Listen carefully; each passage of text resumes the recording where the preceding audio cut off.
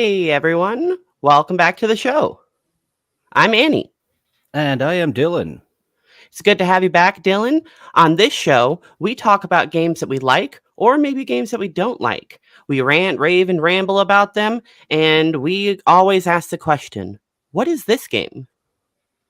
And I was very happy to find out what this game was this week. This flew under my radar until this show, which you had me play the game, and I absolutely adored getting into Dead Space this week. And this is the Dead Space from 2008. It was remade, I think, like last year, the year before. I should have pulled that, but that's not the one we're talking about. So that's not the important one. This week, we have a guest with us, Mondays Weekly. Thanks for joining us. Why don't you introduce yourself? Hey, thanks for having me on, and happy Halloween, I guess, since a horror game. Yeah, so I'm Mondays Weekly. I'm a streamer and kind of a shit poster on Twitter. People and how can I go into that? Dead Space is one of my favorite games, and when these guys so graciously asked me to be on their show, I had to decide between this and Resident Evil 4, and I thought, you know what, Dead Space is a little bit more Halloweeny, and I know a lot more about it because I I played. I think I've beaten Dead Space 1 8 times in my life, long before I even started streaming. Oh, it's a game I've definitely beaten a couple times. Dead Space 1, not too many times. Dead Space 2, though, I've probably 13, 14 playthroughs. I've never beaten hardcore mode because that's just a little bit too much for me, but, whatever. See, Dead Space 2 actually might be my favorite game, if not at least tied with Resident Evil 4. But I've only beaten it, I think, 3 times in my life because that final boss is complete ass, in my opinion. Oh, yeah. Just put it out there if you want to come back for Dead Space 2. I need a reason to play that again. Oh, definitely. And I need an excuse to try to finally beat hardcore mode because last time I played it, I got to the train segment, the segment where you're upside down. Hmm. I got killed by what do they call it? I just call them boomers. And then Hmm. I was so mad 'cause I didn't save at that point that I haven't played it in like 2 years because of that. Oh, just raged when you were so far into impossible. The impossible mode I unlocked by defeating medium, Mhm. and I was told in the new version you have to beat hard. Oh boy, I tried hard, Hmm. and it took me quite a while to get my first death on medium with Dead Space. On hard mode, it was like early on in chapter 2, my first death. So, for the listeners, Dead Space is a horror shooter game. It's a third person, kind of over the camera, or over the shoulder camera. You are Isaac Clarke. You are an engineer who was sent to repair a ship called the USG Ishimura. It put out a distress signal saying, hey, we have some problems. So, you and your crew go to repair it. You also have ulterior motives because it turns out that your girlfriend was also stationed aboard the Ishimura as a medical officer. So you have two reasons to go there, one personal and one professional. So the game And starts with you just coming in, and it's I like the way it kind of sets it up. It's very simple. It's just a nice little I don't know, I guess cutscene. Although it's very silent. It's just it shows you a schematic of the ship, and then it shows kind of you flying in to the Ishimura over. I don't know. I guess it's called a shock point drive, which is this version's like wormhole travel or light speed travel or whatever. Or Mass Effect Relay, yeah. Yeah, so the second the game actually starts though, it starts with a video of your girlfriend, and uh she kind of it gives you a message which is what leads you to come here.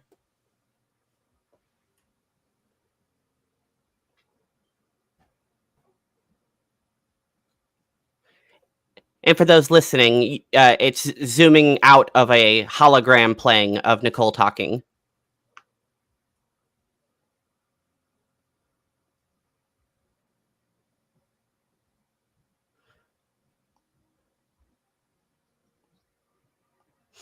I don't know if our listeners are picking up on the sound. For some reason, that wasn't coming through with me, but it does set it up very, very well. Once you get there, the storytelling that they go through is another fantastic way. The eerie mood that they have all the time, just looking over your shoulder at every little sound. The introduction of new enemies, it's such a well-designed game. I can see why Mondays and you, Annie, are such a fan of it. And I heard that a lot of the stuff put in the remake of Dead Space was just quality of life from that they put in Dead Space 2 with like the anti-gravity sections and such, of just getting it even with that even. Yeah, oh yes, this first cutscene where like every time we got in this room where we weren't able to do anything, I tried to get out and help, and I was just realized eventually, oh no, they're introducing us to new mechanics. Yeah, the game does a very nice job of holding your hand at the beginning and walking you through the things. Like even right here, it's horrifying and you're being chased by necromorphs. But even on the hardest difficulty, you can make it through here with ease. You can actually just walk through this hallway because they're scripted to try to miss you. It looks like panic inducing and everything, but the game is really at this point just holding your hand, trying to get you through and teach you, okay, so enemies can bust out of walls, they can bust out of the ceiling, they can convert other enemies. So at that point, they haven't given you any type of attack option. So yeah, I am scared running for my life at this point with the body horror that is so well done throughout the game. On hard mode, he actually hit me once on my way to the elevator. In medium mode, yeah, I just went running and did not get hit at all. Most people get hit once at least, but that's where I think the best tone setting comes from the game. Because, like you guys said, it's very hand holding in the beginning, but they instantly they just push you into the water. You lose your hand holding instantly, and they do funnel you into the hallway to the elevator, which is the safe point. But it's that instant, like you lose everything. You lose that safety blanket you were just now getting used to, and then you have to run from these horrifying monsters with no way to defend yourself, and you don't even know if you don't even know if this is a game where you can defend yourself if you're going in completely blind. Right, because at this point you're just an engineer. You're just a guy here to do some repairs. You don't have any tools. You just have this little spacesuit. So you're running to this elevator from this hallway full of monsters. And if you have played this game before, you know that it's not really threatening, and you can kind of just play with the AI because the game did come out in 2008 and it is very antiquated. So you can just trick enemy AI by just walking through doorways sometimes, and they'll completely abandon all thought of you and stop attacking you because you're in a safe area, and you can just troll AI. Eventually was how safe going into a different room was. Like at different points, I would get through the door and just run. The one enemy that regenerates itself, I kept running, and then at some point I realized, oh, he can't make it through that first door. I just need to get through the door. And the clip you showed there, well, any clip you show is another great game design of having your health bar incorporated into your attire. That's something that I really enjoyed, of being able to immerse yourself a little bit more with the health bar just part of you. This health bar system on the back is called the rig. It's like you said, it's just basically your health bar. It is a in-world and in-game representation of your health bar. So it'll tell like people in game, like, oh crap, that guy's low on health. I need to get him some medical attention. But it'll tell you, the player, oh crap, I've got 1 bar of health left. Let me eat a health pack real quick. Yeah, and it's even like it builds into the meta of the game as well, because we're not talking about Dead Space too much, but in the beginning of the game, you take a hit in a cutscene, and then eventually the character says, your rig is red. Grab, there's a health pack in the locker over there. So it's because it links up to the system where, at least in the first game, where everyone in your crew can see your system, your health bar, which you can't do this for everyone else because who cares about their health? It's all about you, Isaac. So I think it's this interesting combination of gameplay mechanics and in-universe meta. And then as time goes on, you realize there's no HUD whatsoever. Everything is on your back or on your gun. And then you can pull up stuff like this, as you see here, for your inventory. The inventory is my favorite UI in video gaming, period. Any video game you can compare, like you can't compare to Dead Space, because there is no HUD. There is no, like, the only menu is like when you hit escape, so you can hit settings, resume, or quit, like, regular game menu. But in world, there's no crosshairs. There's nothing on your screen. Everything is a projection from your engineering suit. and everyone in the world can see what you're projecting because it's a real hologram. So you can physically move around with the menu on and still run around with enemies chasing you and manage your inventory in real time. And I think it is so cool because, as you can see here, it's also multi-layered. It's completely 3D. It's not just like a 2D thing that's being projected in front of you. It is multi-layered. It feels like a real thing in the universe. And it's shown on the first cutscene in the game where Nicole's sending that message. Everyone else could see that as well. They could hear that. Isaac is just playing that for himself, but yeah, he's just blasting it out. He's just, hey everyone, I'm just gonna watch this video of my girlfriend again. But that scene, that recording didn't show, but that's the only time in the game you can see Isaac's face, except for the very ending.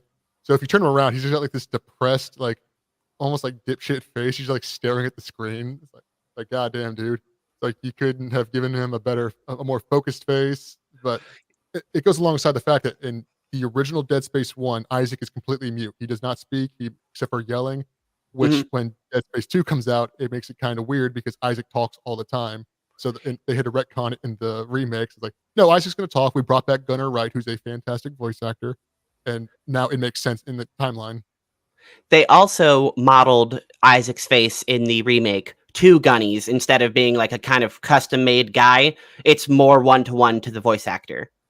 I enjoyed that when reading about that of the remake. A lot of the characters were remade, redesigned to reflect their new voice actors, and just a little like quality of life upgrade is what I saw in the remake. Because like the tram system in between chapters that was implemented, intelligent game design. We need a load screen, so we're going to work it in that you're in the tram. Load screen / levels. Yeah, like it transitions you from one chapter to the next. You're in a new area with like a new set of objectives and a new story with a new map. So they needed to put in the tram, but it's nice that coming back. I mean, I haven't played it, but the entire ship is open up and connected, and you can literally walk from one end to the other. Yeah, and then the tram system is tweaked in the remake, and here's the thing: I'm a big Dead Space fan, and I'm also a cynical, bastard. So going into this, I was upset. I was like, they don't need to remake this game. The game, because you guys said it was a little antiquated. I can't disagree with that, but I think the game itself still holds up to this day, especially visually. So I was like, you don't need a remake; just make the Steam port work because it doesn't work very well. But as biased and cynical as I am, the remake was fantastic, and they just do these little tweaks, like the tram system. It's no longer just a cutscene. It's now it's a loading screen, but you have to sit in the tram for about anywhere from like 15 to 40 seconds, depending on how far you're going. And they use that as a chance to also kind of creep out the player. But I won't say how. I'll just say they use tone and lighting to screw with you. That is a recurring theme throughout Dead Space: is the sound and the lighting. The more you play it, the more you realize which sounds are like active sounds and which ones are background sounds. But going through for like the first couple hours of the game, every single sound will scare the shit out of you. You hear like stop in place, look around. I wasn't able to differentiate that myself through by the end of the first playthrough. I was still very immersed between the sounds of like them. They're somewhere in the vents. They're coming down for me. Stop, look. Okay. That wasn't, as you said, that was a background sound. That wasn't an actual in-game sound. Yeah, you really got to start worrying whenever you hear yelling and screaming. Then you're like, okay, somebody's probably about to kill me. But the best part is when nothing happens, because it's even in the end of the game where it becomes much more action-based in the last segment of the game. It's still the entire time. It's like, is something behind me? Is something going to come get me? And then when I play the game, even to this day, I memorized most of the jump scares, but there are times where I'm like, wait, is something here or not? I can't remember. Is this the part where this happens? And there's plenty of fake outs too, which anyone who's a fan of horror movies or games, a fake out is the most important thing to do, but it has to be just built up just right. It's got to tease you.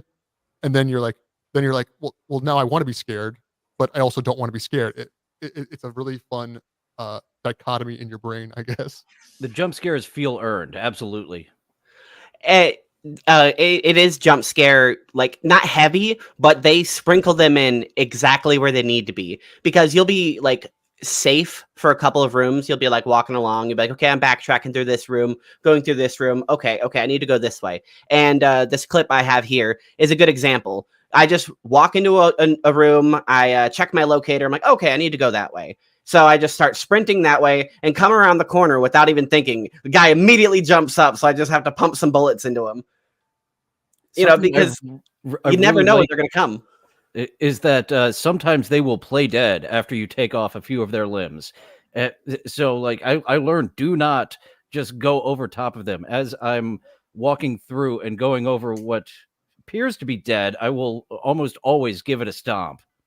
Well, As a veteran a veteran Dead Space player, that is, when I kill a necromorph, I either kinesis it with its own arm to confirm that it's dead, or I go and stomp on it.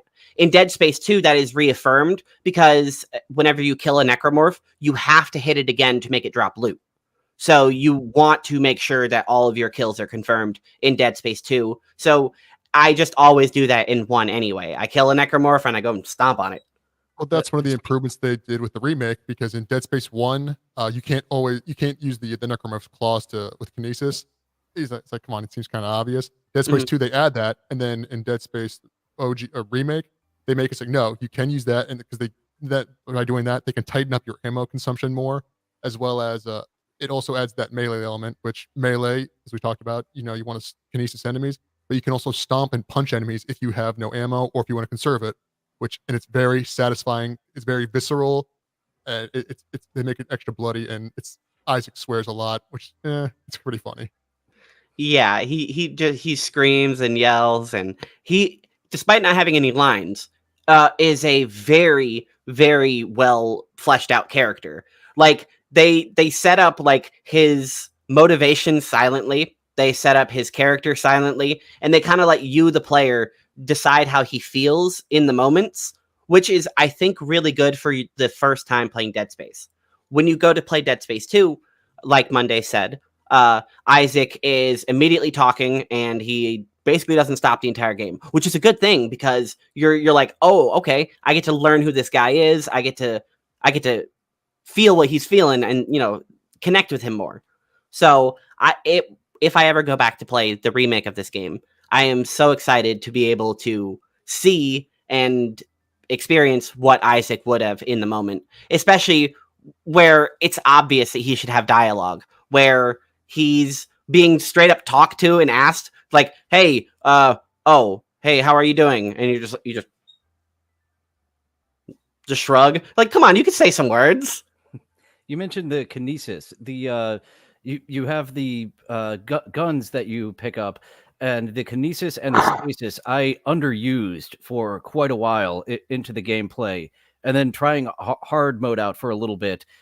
Like the enemies in medium mode, like they drop loot every time or damn near every time. Mhm. Not so much in hard mode. So like I was really struggling for ammo. So there was a lot more stasis of like the crawlers, and then attempting to just stomp their arms off because I need to conserve this ammo. I know where there's and the stasis, you have to regenerate it either through packs, or if there's like a puzzle element, they very kindly put a free stasis regeneration area right before and after the puzzles. Yep, those are your 3 major tools. Is you have your gun, which we'll get into right now. None of the guns in the game, except for 1, are like an actual gun. Every gun in Dead Space is a multi-use tool. The first gun you get is just a plasma cutter. It's just a small little beam that's used to cut rocks and flesh, and well, it's just a cutting laser. It was refurbished to cut flesh, because, like you said, the whole game takes place on the Ishimura, and the Ishimura is a mining facility because little lore here is that in the future, Earth is basically dead, so they send planet crackers out to go crack open planets and take resources and materials back to the Earth. So almost everything in the game, every weapon in the game is a refurbished mining tool. There's a flamethrower, the line gun, which is usually to chop down trees, as well as the chopper. Everything in that, but it just becomes like almost a slasher film with, like almost like Evil Dead. Like you just take what you have and turn it into a weapon. Which I absolutely agree with you. The Ripper is a perfect example. It is just it's just a buzzsaw that's held in place by a localized kinesis field. So it's literally just a bandsaw. And I got they to also the make sure it's extra visceral as well. I did the plasma, the flamethrower, and the pulse gun, which basically worked like an AK-47. It felt like those are Yep, the ones I used on my playthrough. The is it the line gun that has the you have to wait, you got to hold the button. There's a little delay. contact beam. Contact beam. I actually stopped my gameplay. I had 2 save files. I think I was on chapter 8 when I realized I hate my life for having this contact beam and so much ammo. I'm going back to the previous save of chapter 5 and restarting it because I just wasn't working out for me, especially with the smaller enemies like the babies with the 3 tentacles that come out. Yeah, I could not hit necromechanism. those at all with the contact beam. It's every gun is very well thought out, and especially in the first game, is that Mhm. everyone, it's a risk reward to it. Like the Ripper, for example, we talked about. It's arguably the best gun in the game, but it has 0 range. If you have to be right up on someone, but it has decent stopping power, and it does like I think the 3rd highest damage in the entire game. But you have no range unless you use the alt attack, which shoots it out. But then you have to reload your gun. The flamethrower, I think, is the 2nd highest, but it has 0 stopping power. Enemies will keep coming on you, but it burns through them. But everyone can agree that the best gun in Dead Space 1 and 2 by far is the first gun, the plasma cutter. In Dead Space 1 on Xbox, because believe it came out on PlayStation as well, but there wasn't achievements at the time. So Yeah. on Xbox, there was a famous achievement called One Gun, where the entire game, you don't use a single other gun. You don't put one in your hand. You only pick up that plasma cutter, you get off the desk, and you beat the whole game with that gun. I'd And like to do that one because it seems like it would be hard, but absolutely doable. it's hard, but absolutely doable because once you get the hang of how to rotate the plasma cutter tip, depending on what enemies you're fighting, and if you can do that on the fly, the plasma cutter is the only thing you need because it can cut limbs off in one hit on almost every difficulty with the max upgrade.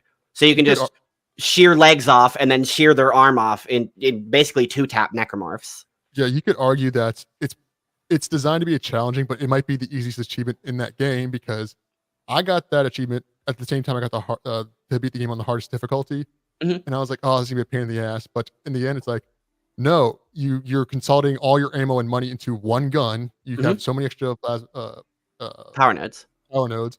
You can every time you get extra ammo from another gun, you sell that immediately. That's free cash, and then well, again, it's also unlike every other gun in the game. You can change the angle from a horizontal to vertical, which is very important to this game. And then the only time in the game, in my opinion, that you really need another gun that becomes useful is the final boss. Which no spoilers to anyone. There's a short, maybe 30-second segment where they invert your controls, so a precise gun like a plasma cutter is more difficult, even though it also has ridiculous damage. But Here, let me pull that up since you're talking about it. That exact clip. I didn't want to spoil if anything. No. It's, I mean, we're gonna spoil the whole game, so I mean, who cares? Just making sure. But yeah, at the end of the game, you're fighting the Hive, which we'll get into why you're even there. But yeah, you get picked up, and then suddenly your controls are inverted. And if you're playing on a mouse, this part can be extremely difficult. You can see me missing almost every shot here. I'm panicking. I'm like, oh fuck, I'm gonna die. And luckily, I get a lucky shot in, and I'm like, oh crap, I'm still not being let go. So I'm still just spamming all my bullets, hopefully not dying. It's the one part of the game I kind of recommend the pulse rifle because it's funny, Dylan. You said one of the main guns you had was the pulse rifle. It's not a bad gun, but I always think it's funny because first-time players always end up getting it because machine guns in a horror game are usually a safe bet and it's something you're more familiar with compared to all these other weapons. Very but it's a gun. Games. The very first cutscene in the game shows that all those armed guards that have the pulse rifle, they all get slaughtered. I think it's always funny. It's like, no, regular guns aren't necessarily good in this game. You have to be creative with how you fight. The regular gun can be good if you're really pinpointed shooting off arms, or if you are just using it to kill the little, the babies with the tentacles. Oh, that's, I guess we didn't mention that. This game is different than pretty much any other shooter, especially a horror shooter, whereas headshots actually do very little damage. Body shots and headshots are worthless. You want to cut off their limbs because canonically, you can't kill a necromorph. Every single cell has been mutated so that they're essentially immortal unless you were to completely eviscerate them, which, shout out to the Regenerator. Visceral Studios. Yeah. It's so in canon, all you can do is dismember them so that they can't move at you anymore. Like if you watch some of the spin-off movies, it's like, no, they're still alive, but obviously that would break the game if every limb was still moving after you killed every enemy. There is a enemy in the game that does do that. Let me see this one right here. This enemy is made up of other enemies, essentially. It's just a tall, horrifying necromorph, and whenever you kill it, its arms will still crawl at you, and its individual organs will still crawl at you, and its head. This is a really cool necromorph that, unfortunately, only is like in this game. There are parts of it in Dead Space 2, and there are the head in Dead Space 3, but this tall necromorph is only in Dead Space 1, in Chapter 8, 9, 10, and I think 12. I don't want to be that guy, but I will say, I don't know how many times it is, but it's in Dead Space 2 at least once. This guy is? Yes, he's in there at least once in do you remember the hospital segment of the game in the very beginning that eventually you go back to in the second half? Yeah, no, you're right. Yeah. He's in there, like in the big atrium. Because it has the most famous kill in the entire franchise, where it rips off your head and then puts its own head in place of it. So it's right here. Not use that. This is the best death. If you let this thing kill you, like Monday said, it will rip your head off and it will become your head. Oh, I did not experience this one. Oh, that is awesomely creepy. The clip you showed of the tall man, that's where the contact gun. I was like, fuck this. That in the next room, it was just doing me no good. Just a little thing about me is I forgot most of the names in this, and I refused to learn most of them. That tall one, I always just called the Scarecrow because it looks like one to me. Yeah, and he's got like the raggedy like shirt on, and I think that's a pretty. He also makes like a horrifying groan noise. I mean, all the necromorphs make horrifying noises, but you wouldn't expect something that deep, that loud, and that booming to come from a big, tall, skinny guy made of like flesh. Parts. Yeah. Yeah. What's also interesting to me about that one specifically is that, again, it's made of a separate parts. It might have come from the same person because a lot of it's just bone and intestines, but that means it came together and put that shirt on by itself. I always thought it's like, that's such a unique thing about it. It's like most necromorphs don't care about if they're naked or not. Well, I mean, I guess the head kept some intelligence and was like, man, I want to look fancy. I want to look terrifying as I run at you with my little dangly bits. The body horror is just so well done in this game, and the fact that you don't know that these creatures are your former crew members at first, but it gives you plenty of hints that these were once people before you learn that these are this bacteria is turning all these humans into itself. That's one of the more interesting things about it, because the necromorphs are very interestingly designed, very intelligently designed, where when you first see them, they look humanoid, but because the fact, especially the slasher, the most common ones, you can't really see their forearms because they shrink and they curl up in their torso. You can see the claws in their back. So you're like, oh, these look humanoid, but you're not really aware that they were humans at some point. And then as time goes on, you see, oh, something is turning corpses and live humans sometimes into these monsters, and I've been killing what was originally the people around me this entire time. And yeah, this is where you first find out how the necromorphs are converted. Like, it's alluded to through text logs and audio logs up until, but you get your first like direct experience here when you finally find the captain. You see one of these things straight up just in real time convert the captain right before your face. It's even more horrifying in Dead Space 2. That's actually the like opening as soon as the the prelude stops and you get control of Isaac. the first experience is one of those things turning a guy in your face into a necromorph, and you can see all of his face exploding off of him, and the bones changing and stuff. It's pretty horrifying. It's a great opening. Yeah, another little funny story about me is that for the longest time I was a huge pussy and scared of like horror stuff up until I was like 20. But I bought Dead Space 2 on a whim because I was at Walmart once and I was like, oh, it's $5. I did not look at the back of the box. I just looked at it. It's like, oh, this looks like a kind of a dark sci-fi game. It's like, it must be like Halo. Uh, 2 minutes into the game, again, you see an infector stab a guy in the brain and turn into a necromorph with his face coming off. And then I was like, oh, I made a mistake. And I could not finish that game for a long time because it was addictive. I kept playing it, but between the fear of jump scares at that time, as well as the game could be pretty difficult, but it became one of my favorite games. And then I went back and played one, which arguably is a better game, but I prefer the second one because it leans into the psychological aspect a little bit differently.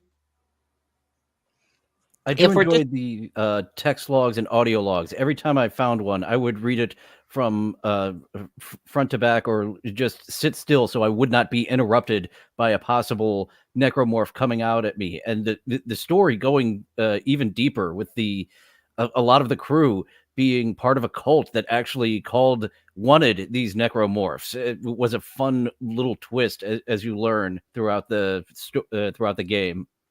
yeah, you're talking about the unitologists. I love I believe it was the second in command when you go to his room and find his diary. Half the fucking crew are unis. List of known unis. Yeah, it's definitely not Scientology in the future. Definitely not. I don't know why you guys are accusing that. I think it's kind of offensive to Scientologists and Xenu, our Lord and Savior. But it's Xenu, basically not Xeno. Gosh darn it. basically in the future to break down unitologies that there was we're allowed to talk about like more endgame spoiler stuff, right? Yeah, we're gonna cover the whole game, so it doesn't matter how we cover it. If you want to cover something, we'll talk about it. Getting Okay, a little more spoilery, audience. yeah. Okay, we'll run back to this later, but essentially everything in the necromorphs are created by something called a marker, and about 200 years before the game takes place, roughly about I think 100 years, about 100 years after today, this time period, Mhm. a marker was found on Earth, and by a man named Michael Altman, Mhm. who we're not going to the expanded universe stuff. I've read all the books, but essentially he became the head of a new religion called unitology, where they believe that these markers are being sent out by the aliens that created humanity to bring us to the next stage of evolution. Humans are all like, I can't say Earthlings because most humans at this point aren't born on Earth anymore. Mhm. Humans believe that somewhere out there is some kind of evidence of that evolution, and the marker is like equivalent to the cross in their universe. You'll time with a lot of these unitologists, you'll see figures and models of the marker, and it's a symbol of worship. So obviously, when a marker is found on Aegis 7, where the Yoshimura was, it becomes a pretty big deal to everyone, even non-worshippers. Right, because it's confirmation of another one, uh, despite the fact that it's not revealed until later on that that marker is man-made. It wasn't actually like an alien thing that was put there. Humans reverse engineered the black marker that was found on Earth and were able to rebuild it and seeded different places throughout the galaxy, trying to do different experiments and seeing how the marker reacts and what it can do. And we Which it find can out do a that lot. I mean, apparently it's some sort of power source. So, I mean, we do find out that the government was aware that the marker was wreaking havoc. This was an illegal mining operation that they were going after. So the government knew we need to stay the fuck away from it. And the unitologists were just like, this is what Altman foretold. This is what Altman was telling us about. That the government is suppressing the true religion. Yeah, then which so the whole religion thing is kind of like a B plot, but the B plot in some cases is a lot bigger than what's actually going on. You repairing the ship and trying to get off of it is kind of like thrown to the wayside whenever you start getting into the text logs, the audio logs, and listening to all of this stuff that's going on and happening in the ship. And if you decide to get into the expanded stuff, there's comics, there's animated shows, there is Spin-off games. whole on books, spin-off games. Some of them are pretty bad, but I mean, Well, Extraction was fun. See, it's funny because you don't really get into it much in Dead Space 1 because Isaac doesn't talk and he's kind of a blank slate because, mid 2000s, a lot of protagonists were silent. Mhm. But Isaac personally hates unitology. He hates unitologists and hates them because when his father passed away when he was young, his mother, stricken with grief, joined the Church of Unitology and gave away all of their money and like all of Isaac's college funds. So he had to work his way through college, even though he had saved up enough money to basically get through. And the moment he got out of college, he got a job on a ship as an engineer and then never looked back. He has a very personal grudge against them, which they never go into too deeply in the games, but you kind of, especially when you get to 2, when he starts talking, you can like feel the contempt in his voice. But a lot of people misattribute that because of the events of the first game. Because another spoiler, unitologists are dicks. that's not really a spoiler. I think that could be said of any organized cult religion that are secretly doing things and trying to genocide people to ascend them. So The way yeah, the game they're kind of makes you have suspicion on on your friends. I believe it's just Hammond and Kendra from the ship who are still there with you. And Kendra, she's like at the communication center or whatever, and Hammond is also out there. And the whole time there's suspicion thrown on Hammond by Kendra. And at some point, you as the player start suspecting everybody of being part of this bigger conspiracy and not knowing who to trust. Even your girlfriend, like at some point I'm like, something's wrong. There's a twist coming. She's a uni too, isn't she? I'm not sure what's up with the girlfriend, but I think she's like at the end when you're putting the marker back where it belongs on the planet to keep it away from you. I'm like, somehow she's a unitologist, and we're going through with this to help her. She's going to turn on us, make us whole again. Isaac, what does she mean? The game does a great job of alluding the entire time of what's happening.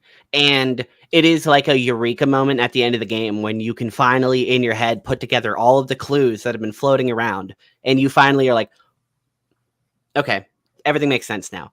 The game alludes to, from the very beginning, that Nicole is dead. The game starts with Chapter 1, New Arrivals. And if you look at the chapter names of every chapter throughout the game, the first letter of every chapter spells out Nicole is dead. And this is not a surprising thing because it was everyone that played the game. That blew my goddamn mind. I love, it's a personal thing. I love when games or media, but you can't put it together because you're not looking for it. Going in further with Nicole's dead, is that first cutscene that we showed earlier with Isaac watching that video of Nicole. He doesn't watch the entire thing. That's a suicide video. It ends with Nicole committing suicide due to because everyone's dying and she knows she's not going to get away. That's her final goodbyes to Isaac.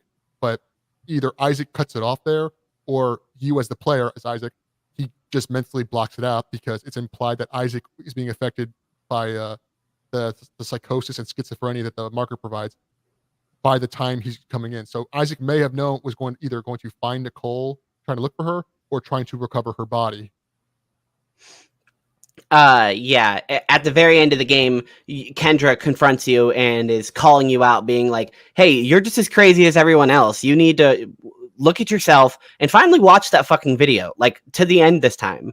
So you finally have to actually watch the whole video. And as Monday said, it's like a suicide note. She sends Isaac an apology being like, I can't handle what's going on here. And I'm not gonna let what's happening here take me. So I'm gonna have what little power I have left, and I'm gonna KO myself. So she lethal injections herself, and Isaac finally realizes, oh shit. Again, that's why I love this part, because it comes down to, again, as Isaac's developing schizophrenia from the marker. So it brings up the question, was Isaac aware of this the whole time and he's just now coming to terms with it? Or did he really not understand this? And now it's just finally clicked together. This scene right here kind of alludes to the former. It alludes to that the entire time the marker has been fucking with you, at least since like chapter 3 or 4 when you first start getting messages from Nicole. In here, right here, you can see all of the screens in this room being affected by like marker code, and the concordant symbol is like glitching all over the place. It kind of heavily hints right here that, hey, Isaac, you're fucking hallucinating pretty hard right here, and you are it's like a Fight Club moment where he is Nicole. Yeah, but as Dylan said, it's even near the end, it's like, well, is she a unitologist? And because you have at this point, you understand that there's some level of supernatural events occurring. So you're wondering, is it Nicole that's doing this? You're constantly second guessing yourself because you're not. They give you everything, but you don't have. You give you all the puzzle pieces, but you're not sure how to put them together. So when I played it first time, I was like, is this me or is this her? Either way, it's one of us, and I don't think it's me. But how is Nicole doing this? I never, I never attributed it to the fact that it's like, oh no, this is everything is not real. Isaac's basically just walking around in an empty room, and because again, he's going crazy as time goes on, which is one of my favorite aspects of the story. You get the audio clues as well. To me, it was I was just thinking, oh, this is kind of just creepy. I didn't put it together that the whispers that you start hearing, along with the ambient noise and the sounds of the necromorphs crawling through the vents, those whispers aren't there. Yeah, to me, it was just more atmosphere that I wasn't looking too much into.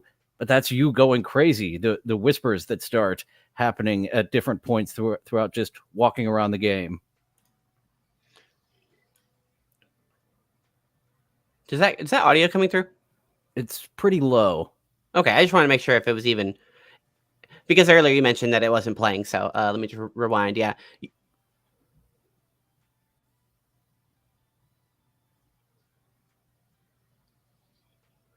Throughout the game, yeah, you start just getting straight up audio recordings from Nicole, and in between there, you can just hear the ship like intercom system come on. And at the beginning, it was like real broadcast letting you know about like the tram schedule and hey, dinner's in the mess hall, stuff like that. But later on, it just becomes creepy whispering, horrifying, like ASMR whispering in the background, like chanting, sometimes reading numbers, sometimes just reading the regular old broadcast announcements, but just creepily whispering them as Isaac is just slowly losing it. And it's a psychological play for the player trying to decipher, am I hallucinating, or is this actually like the ship is fucked and there's somebody in the broadcast center whispering over? Is it Kendra doing that? Like, yeah. Because she does mention that she starts seeing her brother, so she knows that she's also hallucinating. Yeah, it's an obvious reference. This game wears a lot of its inspirations on its sleeve. The two most obvious is not even Alien. Everyone thinks it's supposed to be like Ridley Scott's Alien. No, the two is John Carpenter's The Thing, and a much more divisive movie, Event Horizon, which is about a ship that goes to hell, and then people on it that end up boarding it go crazy. That's a fucking good movie. It was so bizarre and weird, and it's kind of a movie where nothing happens except for people are just going crazy. It's very good, and I think the very transparent, like, yeah, we know what this is, and we're also Resident Evil 4, but we're going to do our own mishmash take of it, but with a new sci-fi universe, which is one of my favorite universes I've ever read, in my opinion. Yeah, I love the Dead Space IP. It's so deep and horrific, but it doesn't expand out further than it needs to. You don't start asking random questions like, I wonder what the like civilization on Mars is like. Well, that's not important at all to the story, even slightly. So they never touch on it. And unless it's directly important to a character, they don't even talk about that kind of crap.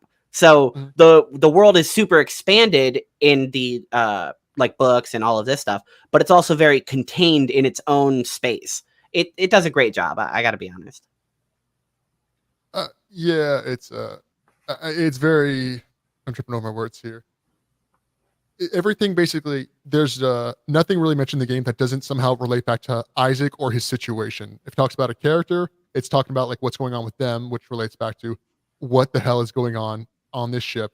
Why is these awful things happening to Isaac? He just wants to find his girlfriend.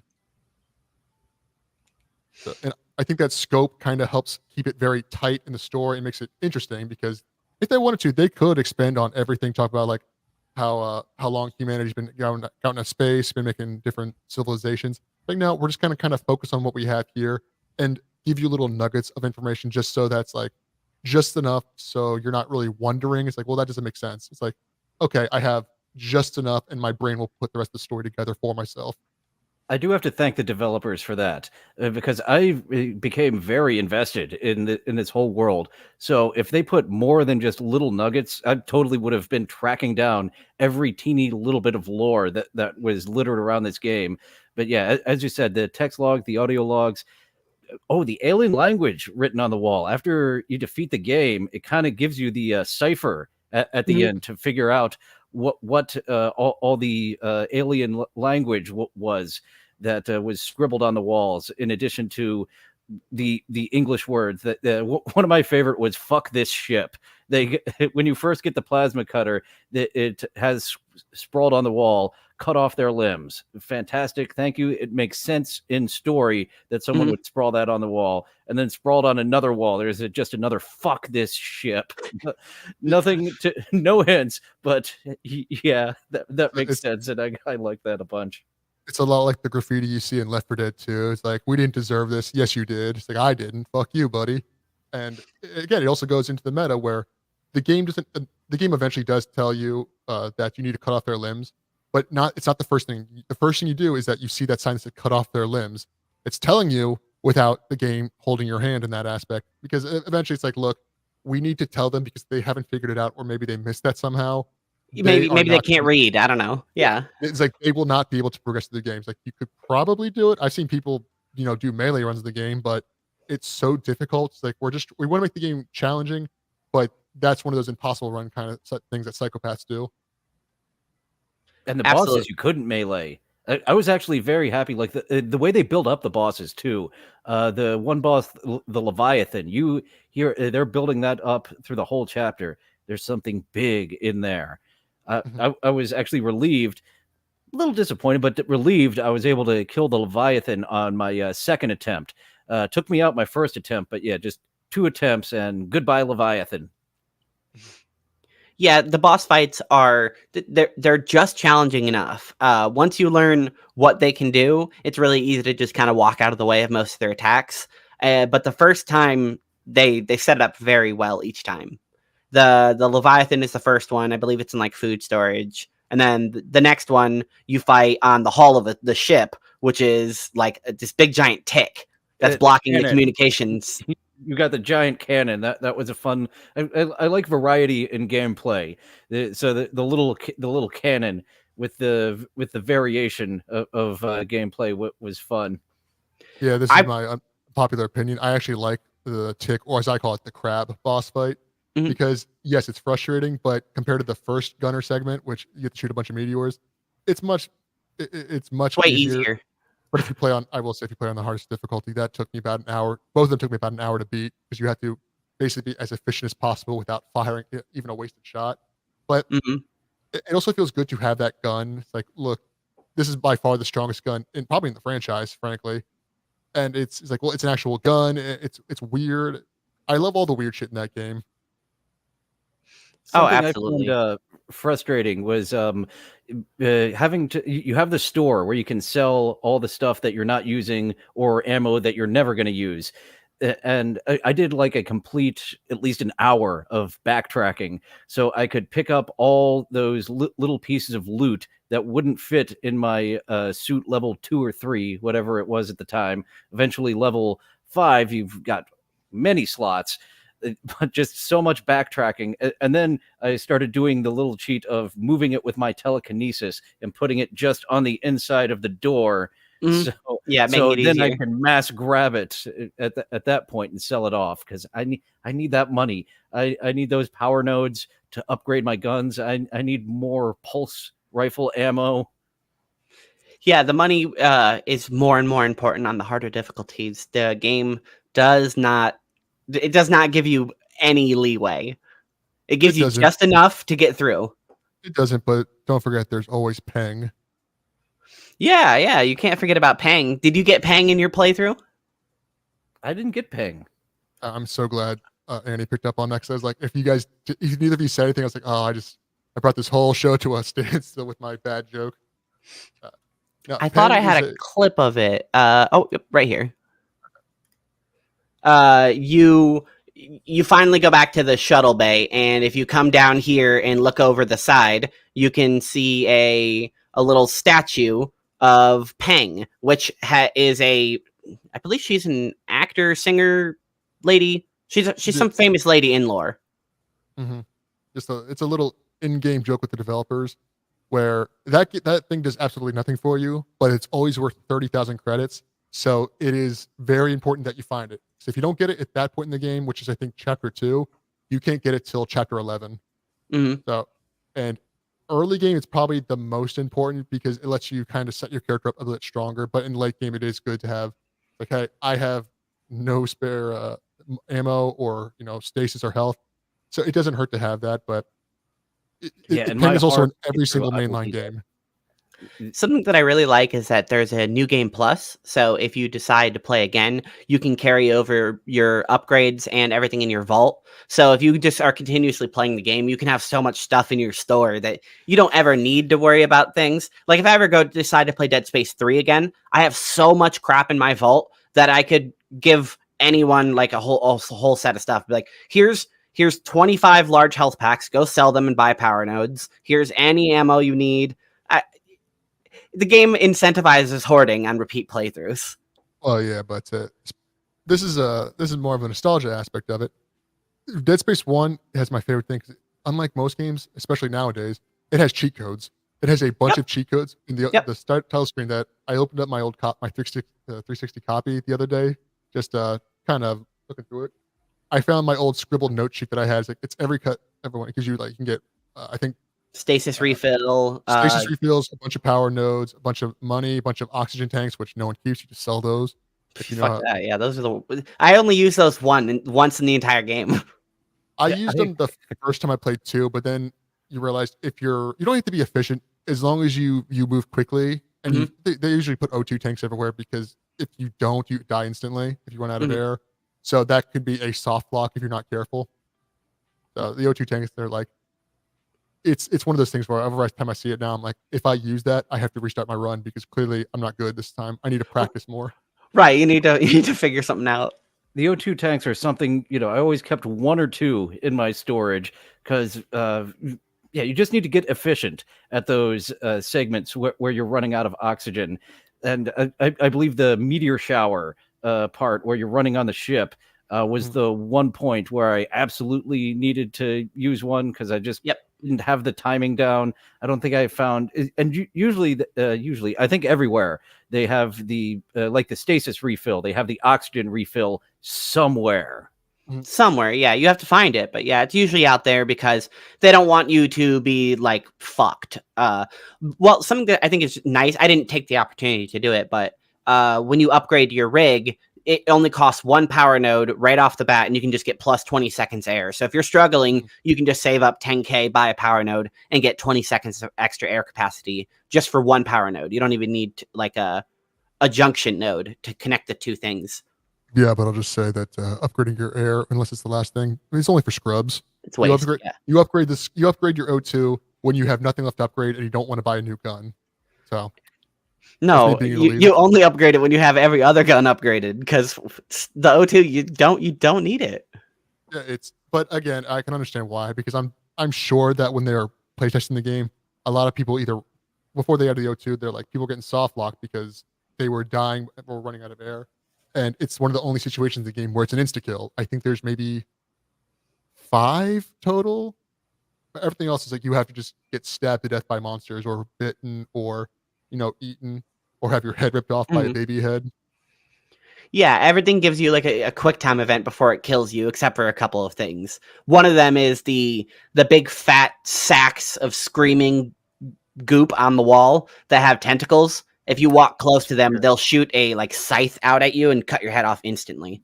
It took me a while to realize I didn't get too far up close to those ones against the wall.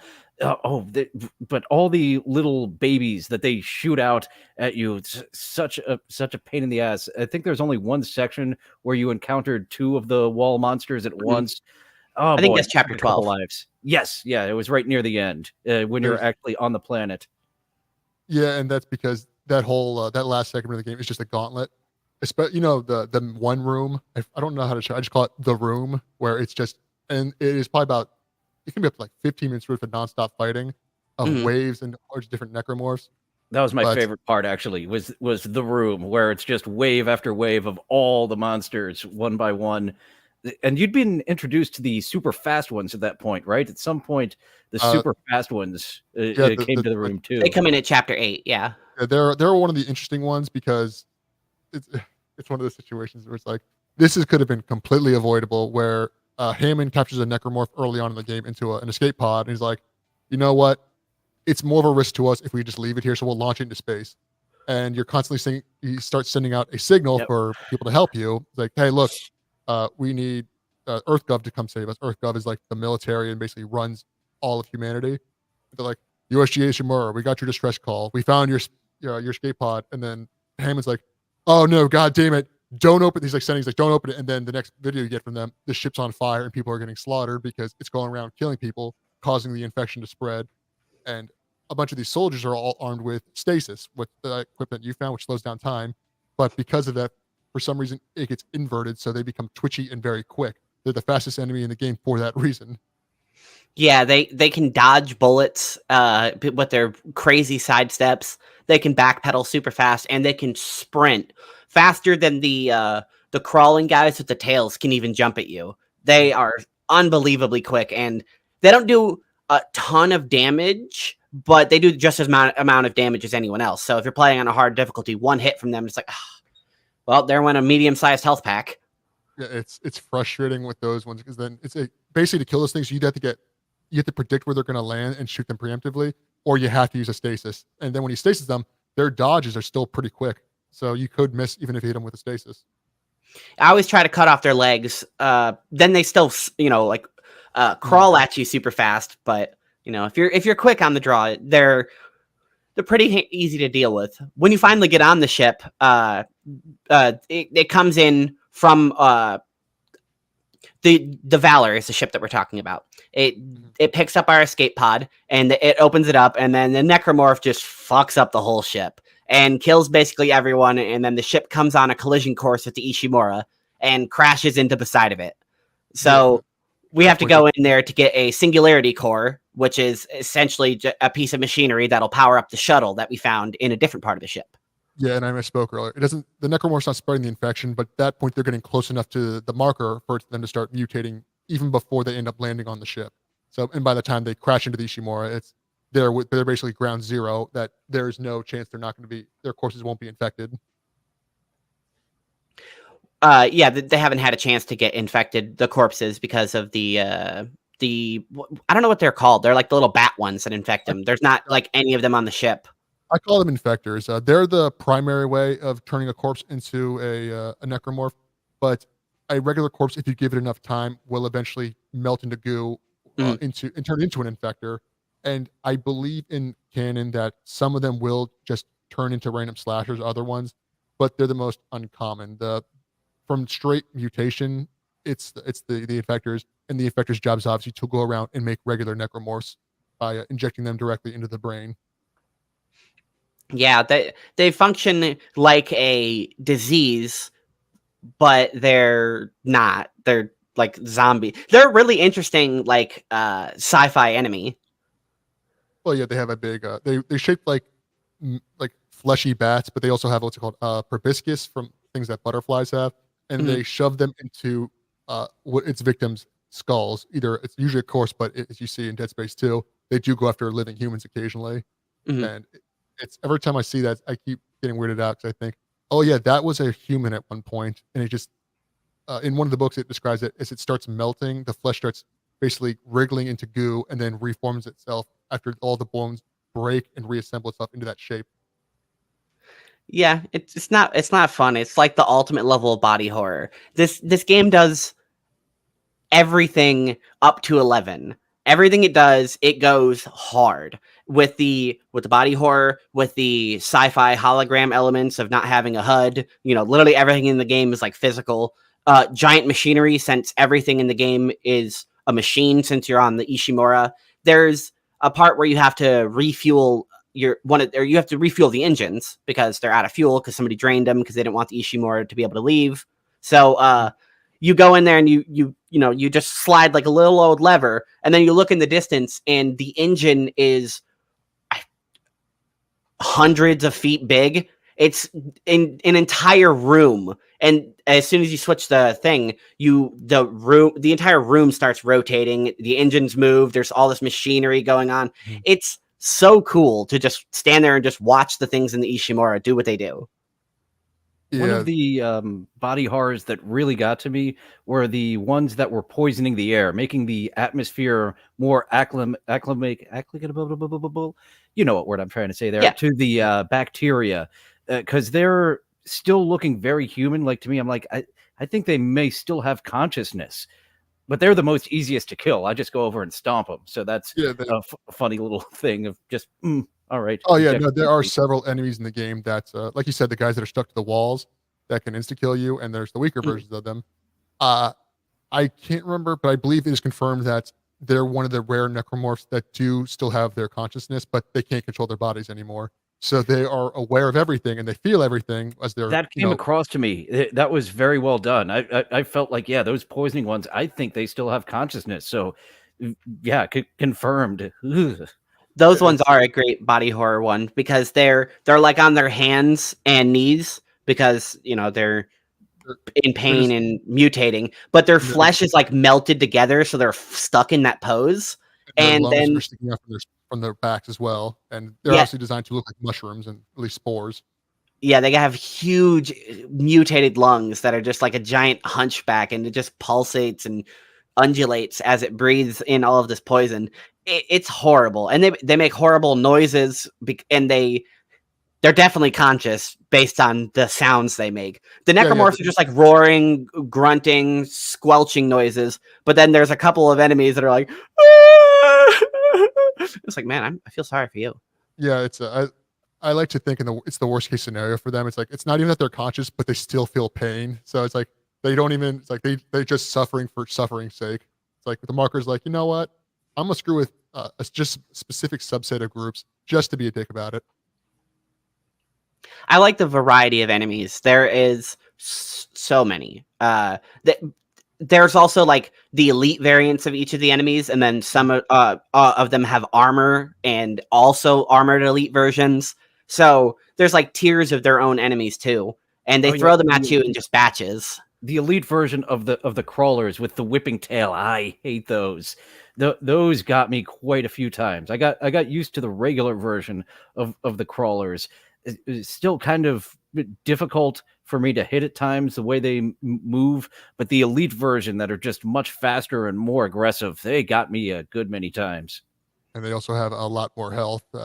As Annie was mentioning earlier, that uh, you can. There's two ways to deal with, especially the slashers. You can either chop off their claws, which prevents them from doing as much damage, because all at that point all they can do is bite you. But the majority of people, myself included, prefer to shoot off their legs because they can still deal about the same amount of damage, but they're much slower.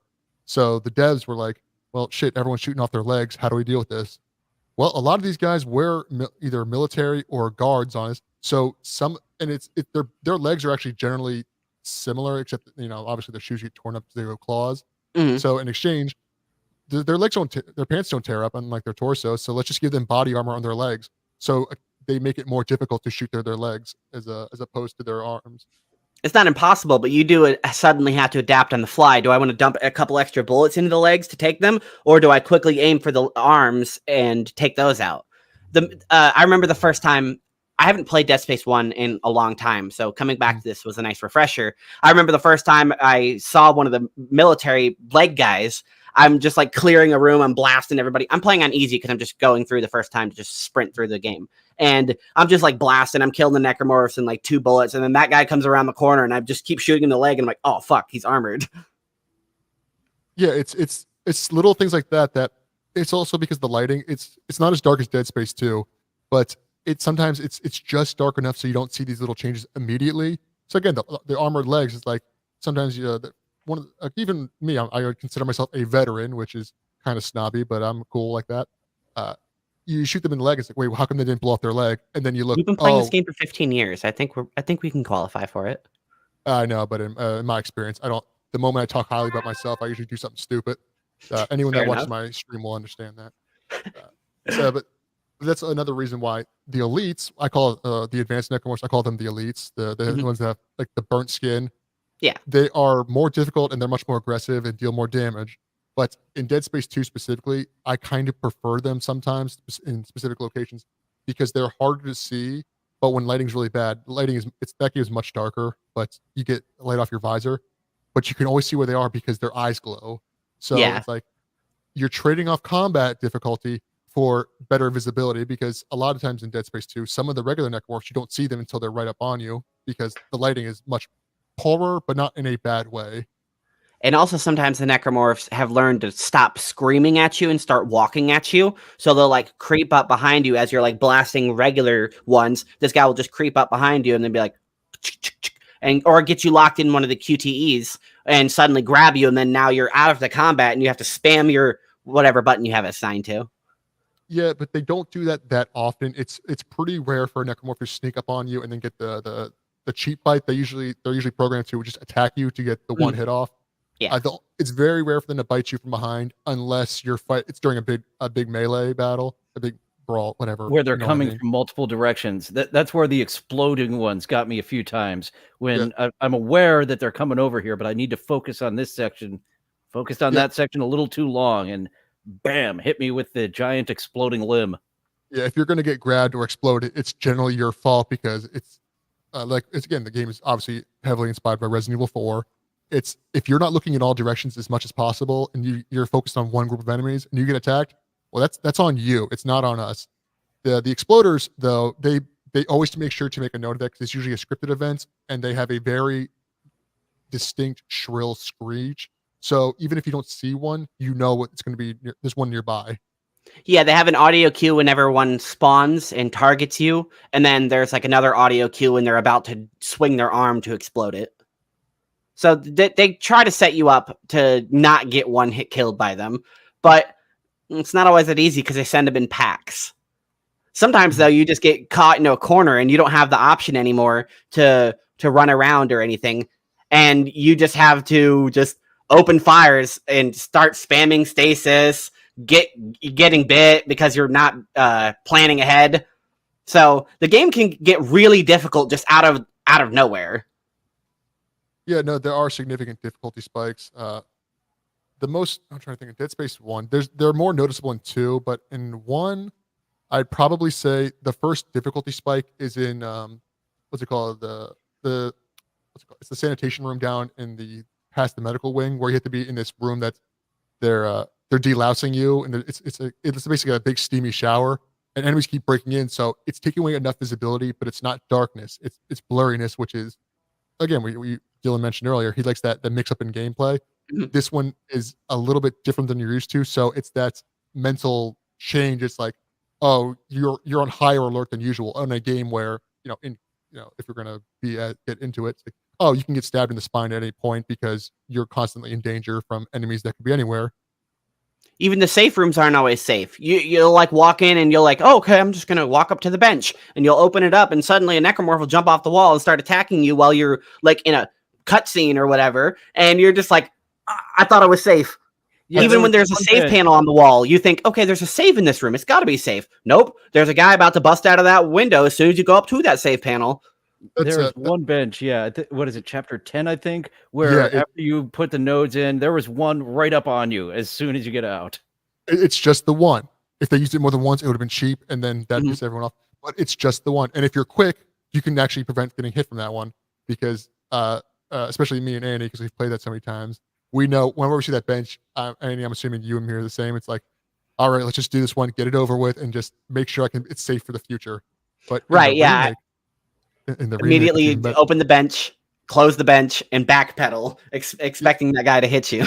Yeah, But in the And remake, the it's insidious because that same bench is there. It's moved slightly to a different part of the room, but I Mhm. saw it. I'm like, that's the one. So I immediately walked over to it. I pressed it. I turned around. It's like, oh, it's not here. It doesn't come after you till you leave that room and come back to it. It is set up so it's the like second. the second or third time. It's like because the game is built around. Okay, well, people have been playing this game for 15 years. We need to find a new way to fuck with them because they're expecting everything. So everything's just slightly remixed to make you uncomfortable. We've mentioned it, Resident Evil a little bit. A great example is I think it's the Resident Evil 2, I don't know, 1 or 2. Whenever you're going through the hallway, in the original, dogs break in or bust in through the windows and scare you and attack you as the player because you're not ready for it.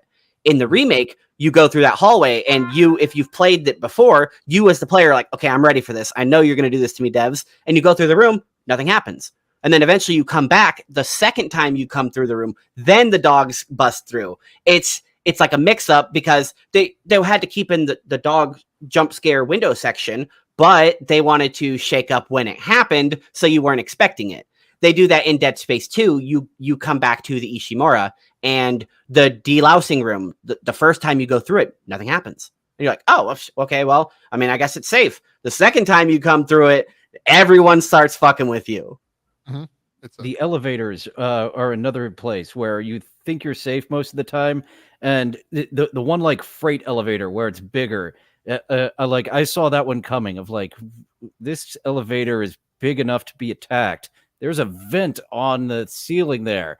They use the vents. So the one elevator that you do have a battle with a few necromorphs, they do give you enough information to be like, they're coming this time. It's the same thing as in the remake. Is that when I got to that freight elevator, they make sure to keep that there. Every time they make sure you have to jump on that thing like 8 or 9 times. Just if you're efficient, it's like 8 or 9 times to get through the whole segment. Every time I got on, it's like, when's it going to happen? There's no way they put this thing here without using it. And I won't say what number it is, but it's just the point where like, it's like, oh, it's not going to happen. No, you don't think it's not going to happen. It's like, okay, they're going to wait till the last time I have to walk through here, and that's when it pops on you. And it's also genius with like you said, the vents, because the vents are in every single room in the entire game, and there are entire section of the game that's like there are certain parts in hallways like there's no enemies whatsoever. So you're constantly worried, like, is this going to be a room or is this a safe place? Yeah, you'd never know because the safe rooms look safe, and the danger rooms sometimes are actually safe. Because the environmental hazards, like the room, like you're in a like a furnace, and there's fire shooting out of the walls and everything. Well, the room is dangerous, but there's not necromorphs coming to attack you, so it's safe to just kind of stand there and manage your inventory or whatever. But you always are on your toes, especially with the audio, because suddenly you'll just hear like something explode or like a pipe fall, and you're just, are we safe? Or is that a real thing, or is that scripted? Well, I don't know about you guys. I'll say that leads into one of the best moments in the game. It's like in I think chapter 3 or 4. I won't spoil it because it's like the coolest moment. It's the long hallway, and you just hear the bong, bong. You just hear something smacking against a wall, and it's a hallway that you have to turn a corner on, and it's probably the coolest moment in the game, in my opinion, at least off the top of my head. And it's so cool. It's like, I don't even want to spoil it. Anyone who's never played this game should experience it. Dillon, this is your first time playing through. What did you think of that moment? Because I know you remember it. Yeah, that the moments of coming up with other crew members that are still with us. The one that actually stuck with me the most was the woman who's just laughing maniacally and then eventually shoots herself in the head. That one actually stuck with me even more than the repeated bongs. Yeah. This lady right here, I know exactly what you mean. I labeled this clip, seriously, why can't I have her gun though? Yeah, exactly. You make your way through here, and you come across a room full of blood and a bunch of corpses, and you see this crazy lady. Yeah, and it's one of those things where, like, I don't know if I want to get near them or not. And then it makes a choice for you. I did get very near. I got all up into her. Like anytime there was an actual human, I was trying to get into contact, even as I said, when we're locked away and can't get to them. It took me a while to realize, oh, when it's set up like this, they're teaching us a new mechanic. Don't go around the side and try to help, even when they're yelling help, because you can't. Yeah, at the very beginning, there's a guy trying to get into the door. Whenever you get your plasma cutter and you open the door by shooting a fuse, which is teaching you that you have to sometimes shoot fuses to open up certain things. You shoot the fuse, open up the door, and then the guy gets killed as soon as you open the door. I'm just like, oh, okay, whatever. Yeah, you can't save anyone. That's the interesting thing, because you think in a big scary ship like this that it'd just be empty. It's like, no, there are several NPCs that are still human and they're non-aggressive in any way. So, but every single way is a little bit different. A lot of them end up killing themselves, and there's just one where you just see a girl laughing you can't talk to her, she doesn't talk, and you just walk away. She never stops laughing maniacally. That's right. I was getting those two, putting them together. The one that just laughs maniacally, and the one that just pow. I should just lost my train of thought. But yeah, the human interactions. The humans. You don't kill any humans. There are a few hostile humans, and it's actually even more satisfying that the necromorphs take out the hostile humans that you can't wait to get your hands on. Exactly. Are you referring specifically to Mercer? Mercer and Kendra were the two. Yeah, I couldn't think of Mercer's name because Mercer, he sticks around for several chapters. He's that's one of the sections where he takes away your oxygen, where I actually did die due to oxygen deprivation because I couldn't make it through on the first run or few. Yeah, that guy is basically your only direct antagonist the entire game. I mean, obviously the necromorphs and you going insane and the race against time and everything like that. But the only person that actually is like fucking with you is Mercer. He is trying to make you fail, stop you from doing what you're doing, and he even unleashes the regenerator guy on you. And it's such a pain in the ass. There's a section where in the game, the necromorphs, you cut off their limbs and, well, they die. But as Monday said, all of the necromorphs don't actually die because all of their cells are still alive. But the regenerator specifically, even after you cut off its limbs, it will grow them back and keep coming at you. There's almost nothing you can do to stop it other than just run. The two different areas where you have to use the environment to get rid of the regenerators. The first one, it took me quite a while. The second time, I was like, oh, all right, there's some way to get rid of this regenerator, just like the first time with the environment. And they actually give you the tip of the hat to let you know the second time around of how to fire him up and get rid of him for good. Nice pun.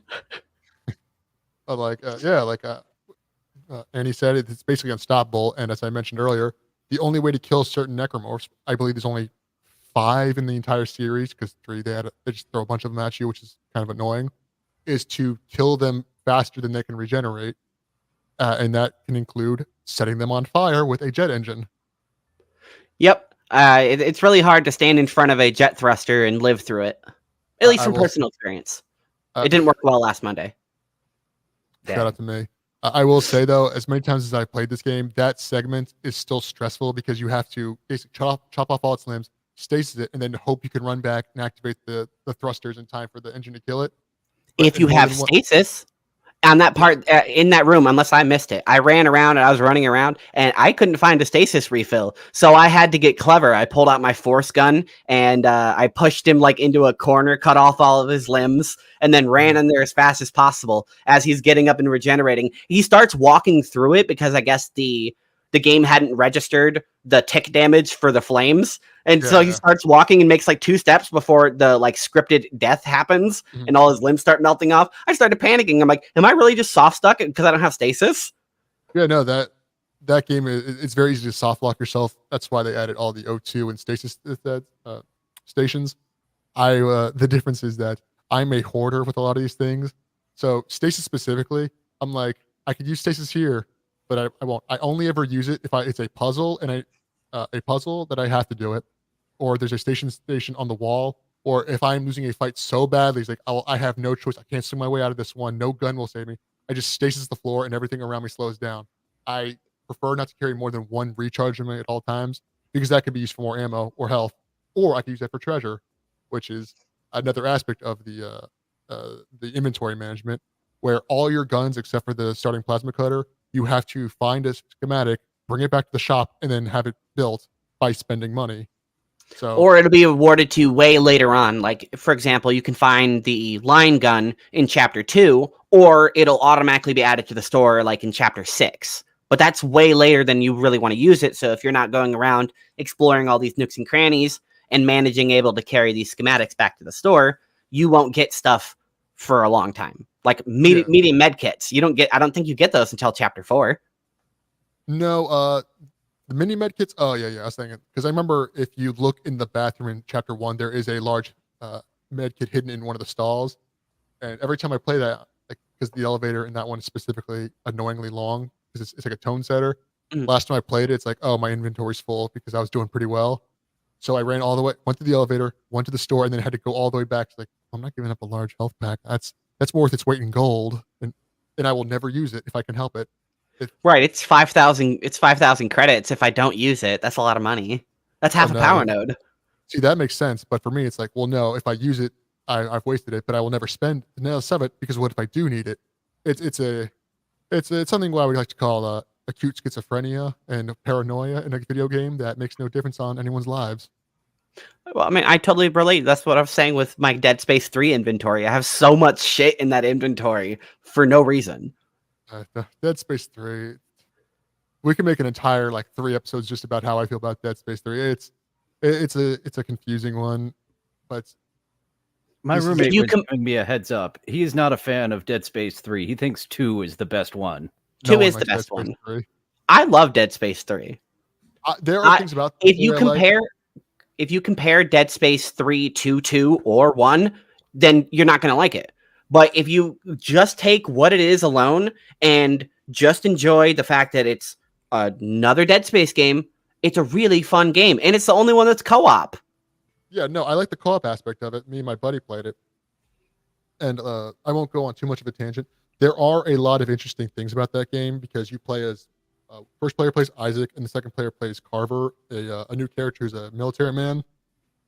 And the fact that I mentioned earlier, the marker causes people around it to develop schizophrenia and paranoia. They start seeing things that aren't there. Isaac is already used to it because he's had 3 games now. That's where he's experienced with the markers effects on him, and he's still crazy, but He's used to it and he's handling it. Yeah, he's kind of used to it. But Carver is all new to this. So there are cutscenes in 3 where if you play as Carver, you see things there that Isaac does not see. You see all these caskets when he plays Isaac because people are dying. But in Carver's vision, he's seeing giant birthday presents because he lost his son in before, just before 3 takes place. He's seeing birthday presents, birthday party equip stuff because it was like a couple of days after his birthday that the kid died. Which I'm like, that is so cool. You guys, when the team is allowed to do their thing, it's so interesting. But EA has to be EA, and they're here's I don't know if you guys know this. The reason Dead Space got shut down until the remake is that Dead Space 1 came out. It had a very small budget because they're like, this team's like, hey, Visceral's like, we want to make a new IP for horror games, and EA's like, fine, just make it like Resident Evil 4 because it was the early 2000s and every game had to be Resident Evil 4. Mhm. So it came out. It did incredibly well for a small scale horror game. And they said, well, we want to make a sequel. They said, you're going to make a sequel, but here's some changes. We're going to have a multiplayer mode, online shooter mode, which no one played. And it's, you know what, in my opinion, I think the extra money and with EA sticking their finger in the pie, so to speak, it wasn't bad. And then they're like, you know what, this game sold, I think it sold a little bit better proportionally, but I think it had less copies sold because I think the value went up. Mhm. And then Dead Space 3 was coming around. They said, we want you to sell Call of Duty numbers. That is impossible for any game other than Call of Duty and maybe FIFA. So Right, yeah. they're like, well, you're going to put online co-op. You're going to have much more action-based. You can do roles now. You're going to have microtransactions. You're going to have the Connect setup where if you yell certain swear words, it does automatic reloads for your guns, which is probably the most edgy 2010 thing I've ever heard of. It was gimmicky. It was cool. I liked it. It was kind of. I never used it. But it's cool. No one ever used it. It's just like, oh, that's kind of cool because you had to unbox your Connect, and no one wants to do that. And then when the game came out, it sold pretty well, but EA looked at it and said, this doesn't sell Call of Duty numbers. This only sold, I think, 1.4 million, maybe significantly. I might be completely wrong. This is my memory from like 10 years ago. And they said, you know what? Dead Space is a dead franchise. We're going to kill you, and we're going to kill off this franchise and Visceral. And now I hate them. That's fuck funny. EA. Like the studio interference, when it gets too much, it can ruin the experience. And then the studio heads, they can't blame themselves. So, yeah, of course, it's a dead franchise because it wasn't our fault for changing what this was going to be. That's why I was so upset when they announced the remake, because all my friends know I'm a huge Dead Space head. So when the game was announced, I was like, it was a Saturday, or I took my day off, so I was sleeping until noon, and I woke up to like 50 messages on Discord. Like, dude, Mondays, look at this, and a bunch of trailers. And my first thought was, shit, I'm gonna play this. And to full respect to the devs who made the game, the remake, what was the name? I saved it here. Motive Studio, they did a fantastic job. I have no issue with them. I just hate EA. Yeah, fuck EA. Motive did a great job though. They did nailed great. It. When Dead Space 2 remake comes out, which it will be announced probably next year, I can promise you that. I'm gonna play that one too. I won't like it. I'll be a whiny little bitch the entire time, but I will play the hell out of that game. I'll have to get a new computer just to play it, but there's no way I'm gonna miss out on Dead Space 2 remake. Dead Space 1, whatever. I'll play it when I play it, but Dead Space 2, I'll buy a new computer for that. Well, it's also cool because if you pre-order Dead Space 1 remake, I pre-ordered like an hour before it was released. You get a free copy of Dead Space 2 on Steam. Yeah, I already have it on Steam and EA, but it is nice that they just give you a copy of it to be like, hey, here's Dead Space 2 just in case. I don't know about you guys, but until this year, I was a console-only kind of guy. I spent most of my money putting together a PC over the course of a year. So I've only been into PC gaming for like the last 7-8 months or so. Well, welcome to the family. I'm really bad at FPS games. I only own a Switch, and my roommate, he's the big gamer. He's the one who has the current Xbox X and PS5. So I'm playing catch up. PS2 was the last one I kind of sort of got into, and now I'm playing catch up with all these fun experiences I missed out on. Dead Space, fun gaming experience, fun storytelling. Absolutely great job by the studio. The devs, rather. Before don't give EA a single compliment ever. Yeah. Fuck EA. I think I've made that clear. Before we wrap up for today, let's talk about our favorite part of this game. Dillon, why don't you go first? My favorite part is, I think when Mercer gets it. Actually, but 2 kills. I have to also mention Hammond's death is devastating because the whole time they're throwing suspicion on Hammond like he's the traitor, and Hammond's death is like the inverse of Mercer's death, where it's so satisfying. It's devastating. Of like, okay, I finally trust him. He's on my side. So I have to put both those, Mercer's death and Hammond's death, as 2 of my favorite parts, and neither one gameplay, all story. Mm-hmm. I think that's a strong contender. I have the clip of Hammond's death, which I'll play here in a second. Mercer's death is great because he sets it up and he gets exactly what he wants, and he stands in front of one of the infectors, and it goes to start infecting him. And if you're fast enough, you can go into that room, and before the infector is able to actually convert him, you can kill the infector and blue ball the guy so he didn't get to ascend the way he wanted to. It's a nice way to just be like, fuck you, Mercer. I hate Mercer so much the entire game. He's fucking with you.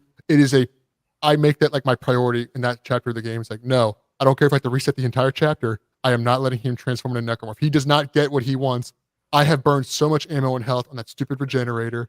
It made me go through my stasis. It's like, no, he doesn't get what he wants. If it was up to me, he would, I don't know. I make it a point of pride. It's like, if I shoot him, I'm like, yes, that's this. I don't care if I die the next fight. I win.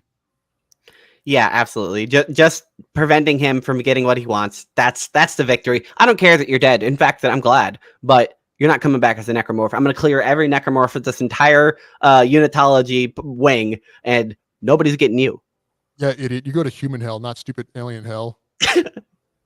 But yeah, finally you meet up with Hammond after I think the last time you saw him was in the food storage area whenever you're killing the big lung poisony guys. I believe so. Yeah, he's on the ground. He's in bad shape, and he wants to come help. But yeah, and once again, you're suspicious of him that he's going to betray you while he's coming to help. But he's in no form to actually help. He's hurting in the food storage. This is is this on the Valorant? Yeah, it's on the Valor. Yeah, it's been a while since I played this because they do his death slightly different in actually noticeably different in the remake, but not in a way that I think is bad. I think all the deaths in that game are done appropriately, but in unexpected ways. Hammond did not deserve this. No, he was the only good guy, and he was the only non-psychopath that in the game. Which I will not spoil anything for you, Annie and Dillon. The remake does address the fact that it's like, well, in the first game, Hammond's not affected by the marker schizophrenia, so they retcon that a little bit. I won't say great. how, but it's always like, well, how come Hammond's normal, but Isaac, the non-talking guy, is going crazy the entire game? Well, since we talked about Dillon's Mondays, what was your favorite part of Dead Space 1? That is a hard question for me because it is one of my favorite games of all time. But it is kind of a cheap one. I think my favorite moment in the entire game is the very last cutscene, as you guys know, because it is such. I'm not going to say. Do you have the clip? I do. We're going to play it, and then I'll explain. I'll talk about it when it's over. It's also the only time in the game you can see Isaac's face, aside from the beginning.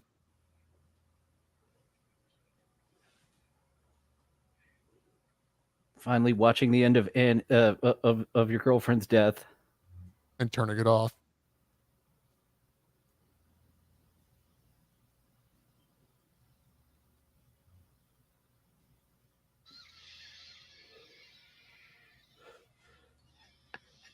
And roll credits. That is like at the end of a TV season. It's like, well, we don't know if we're going to get picked up again. We're going to put a cliffhanger at the very end. That moment, it's such a good 1-2 in my opinion, because the entire game, it's like you're chasing after your girlfriend who you may or may not know is dead. So, and then the very end, he's watching the video one last time because they bring it up 3 or 4 times, and he turns it off because he's like, well, I don't want to see this happen, and he's trying to let go. And then he looks over, and then the quote unquote ghost of his girlfriend is right there now to haunt him forever, which is Dillon. It's one of the better parts. It's like the main aspect of Dead Space 2.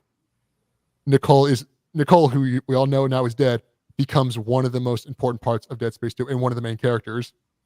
Yep. Despite the fact that she's dead. And it's also, I call that a good jump scare because it's not, this one's no build up, and it's like the one in the game. It's like there's no build up, there's no implication to it. That is completely sidetracked. And I think every game that's a horror game gets one. They can have one jump scare that's completely out of nowhere. But even then, they kind of build up just a little bit because Isaac gets that look on his face. It's like when you feel like someone's watching me. Yeah. But you kind of expect, oh, is there another human? No, it is a ghost which don't exist. It's such a good moment.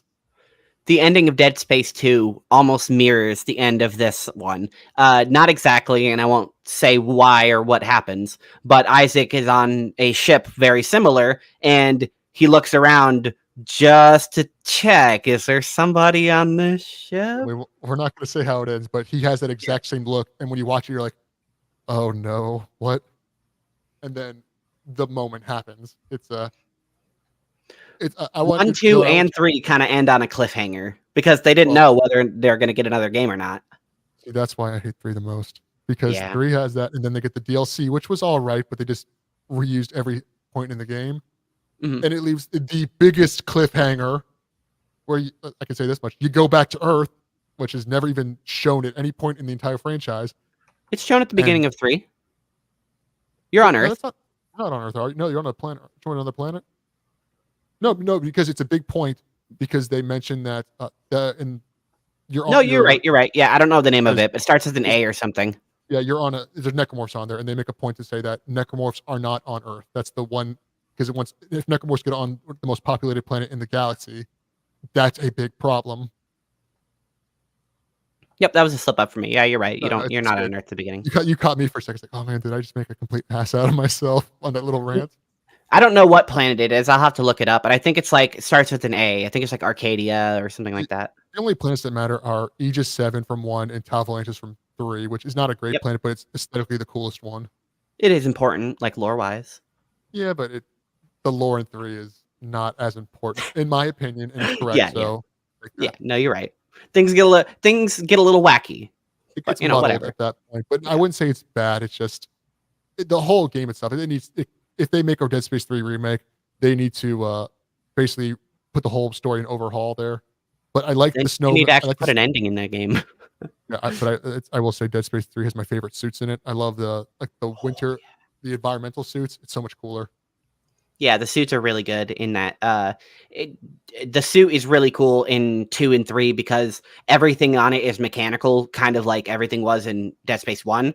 The helmet is like Iron Man's, where it kind of folds in on itself and comes off and comes in and out of your armor. It's really cool. The suit in 2 and 3 is really, really nice. Well, yeah, it's different because in 1, you're only as an engineer on the Ishimura, you only have access to engineering suits based off your rig. So all you're getting is just higher quality defensive suits because certain areas are more dangerous than others. That's why I get like scraps of copper all over them. Yeah. Dead Space 2, you have a variety of suits from security suits to one of my favorite things is that the first suit you get in 2 is the best suit in 1. Yeah, because right. it's got the highest. It's more combat based. But there's like security suits. There's a hacker suit if you got the GameStop pre-order, which I did not. And in 3, it becomes environmental suits. There's a couple of different ones, but when you're on Tau Volantis, the temperature and the climate is so different than all the climate controlled zones from the first 2 games. You need to have heavy weather suits, which I think look the coolest. Yeah, they're so bulky and big, and it just looks great. But my favorite part of Dead Space 1 is it's not story related, and it's not even like really gameplay related. It is just the theme. The theme of Dead Space it's incomparable. It sets itself up, and it constantly builds on everything that it sets up to you, and reaffirms exactly when it needs to. The number one thing for me out of everything is just the UI, the HUD. It's so cool. It's so sci-fi, and I love it. Well, I think going along with the theme, it's Dead Space 1 probably does it the best, where they use the old adage, in space no one can hear you scream.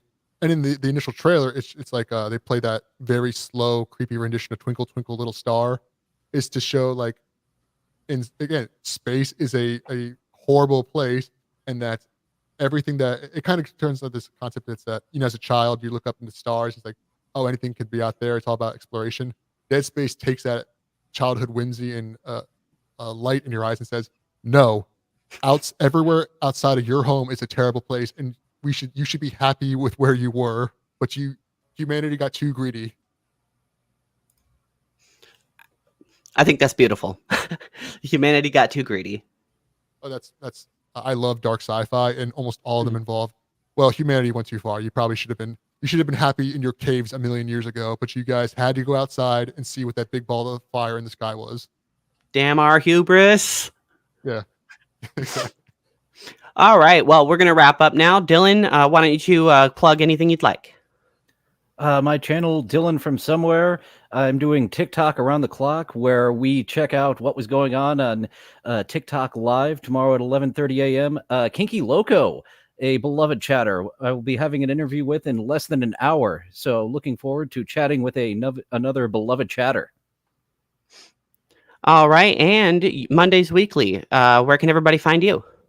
You can find me on Twitch and Twitter, my two main places, at Mondays Weekly, spelled exactly how it sounds, or whatever. I'm bad at this.